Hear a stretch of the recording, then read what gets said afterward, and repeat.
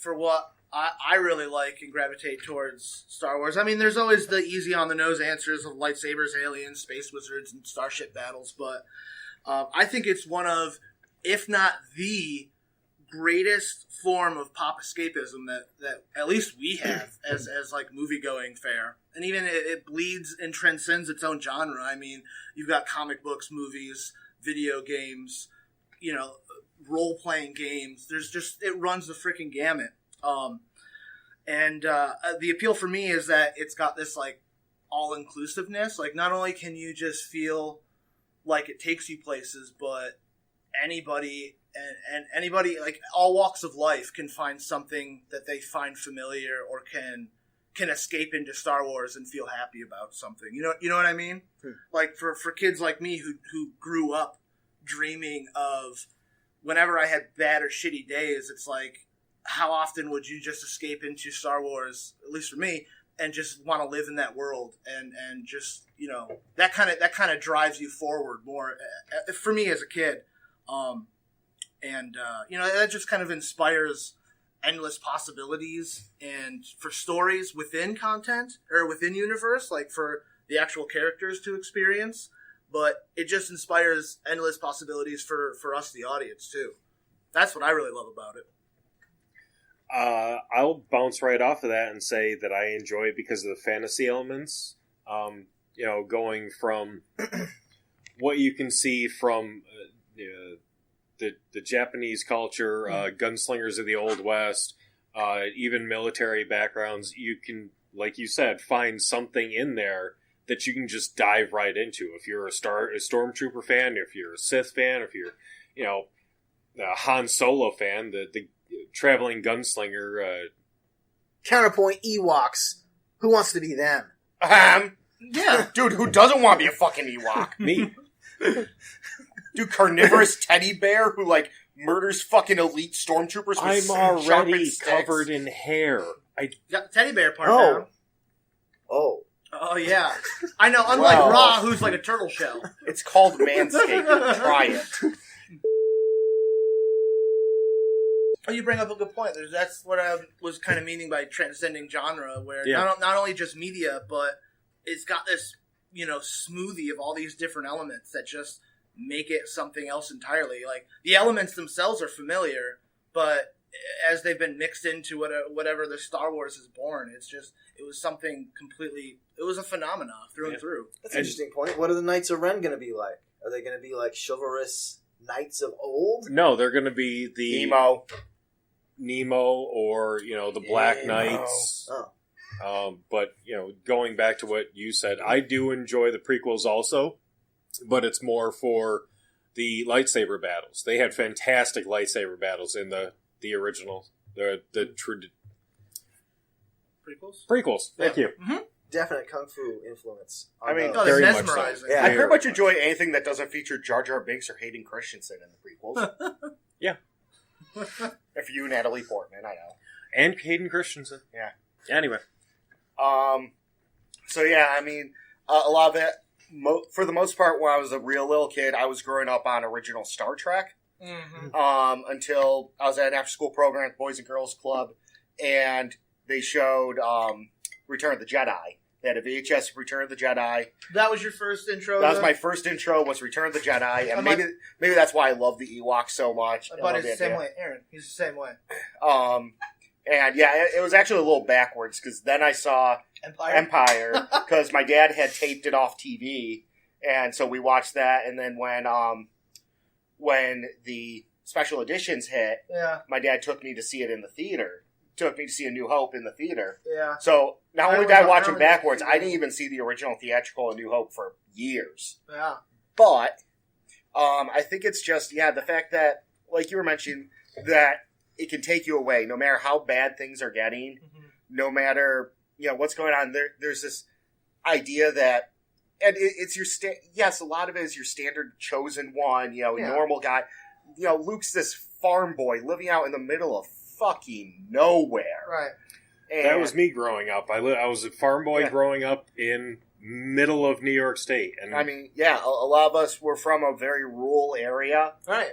And, where nothing happens around here. if there's a bright center to the United States, we're the furthest from. Mm-hmm.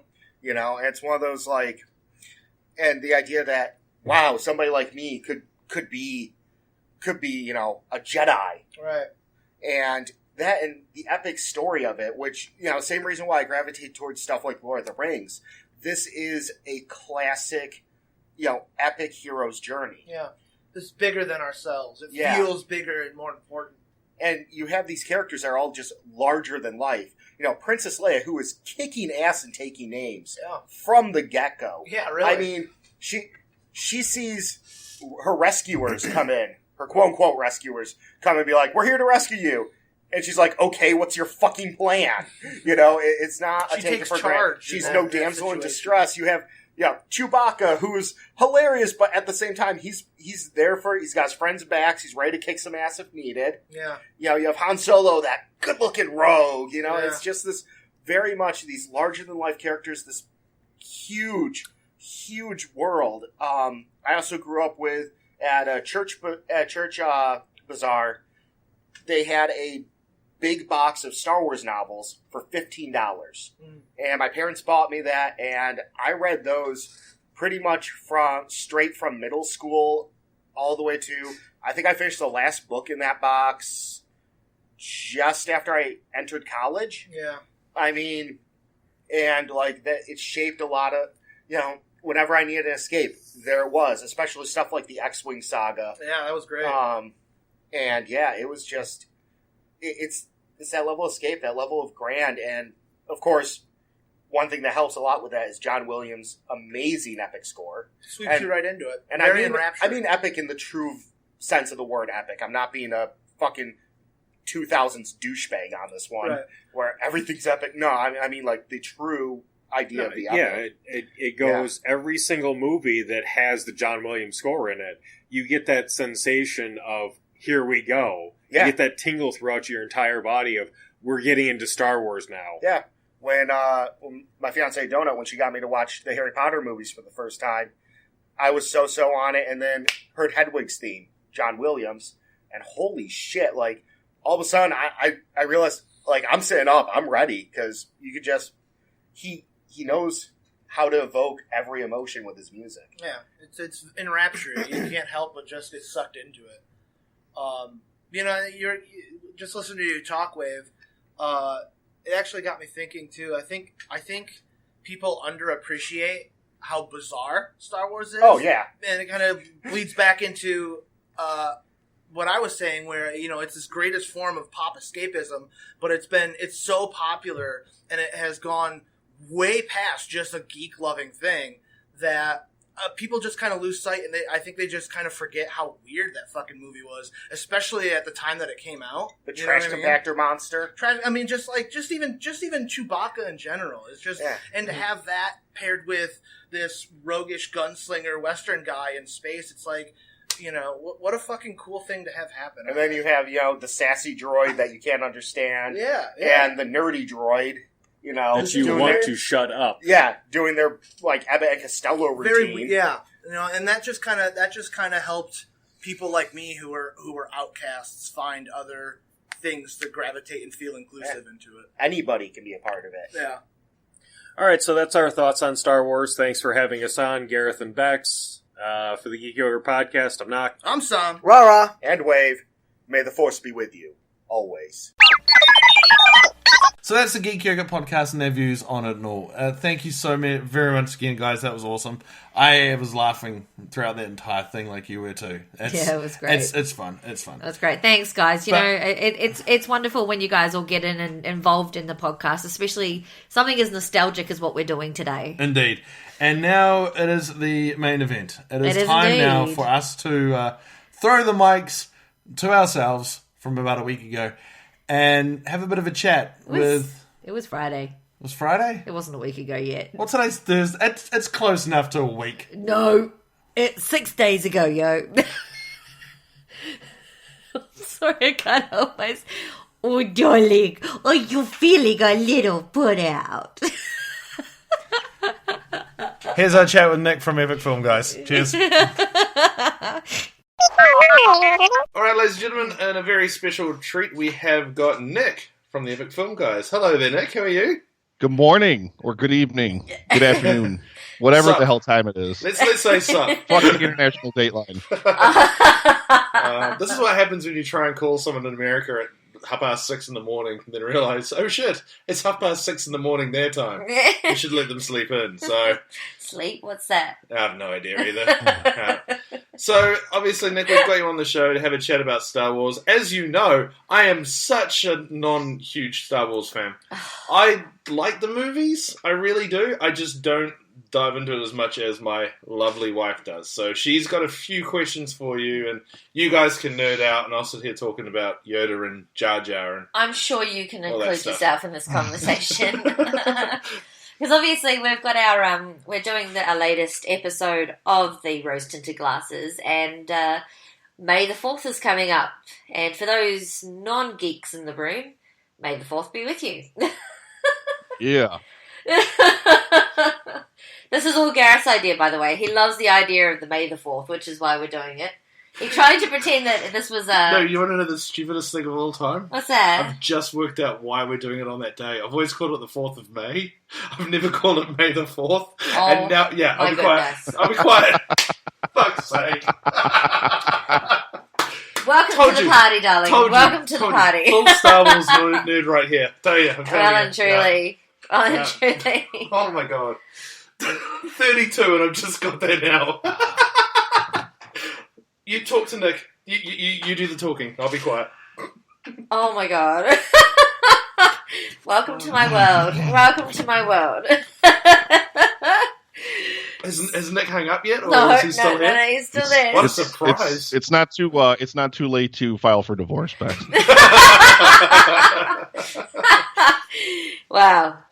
We'll see. carry We'll see. Alrighty, so if I can arrange my questions here, I've got so many of them, but I just thought, it's not often I get to geek out on the Star Wars. A lot of people truly have no interest in it, so especially a lot of people in my circle, as I work with kids, they're just like, Disney. It makes me. Oh, sorry, that what was that? Sorry. No, I think we had an internet. I'm going to turn off my video because I think it's chewing up a lot of extra bandwidth, Okay. and it's probably making the Skype connection not as good as it could be. Because you guys just froze for a solid 15 seconds there. Oh, okay. There That we go. doesn't surprise me. We'll fix it. That in actually post. sounds better already. So Yeah, we'll fix it. In post. Awesome. So, we initially we're going to just talk about the original Star Wars films. We want to figure out whether or not we think that they stand the test of time. Are they as good today as they were back in the day? Do you have a favorite of the original three? Empire. Empire? And why? Which is the easy answer. That's everybody's favorite Star Wars movie for the most part. Yeah, I think so. Your favorite? Do you even remember it? No.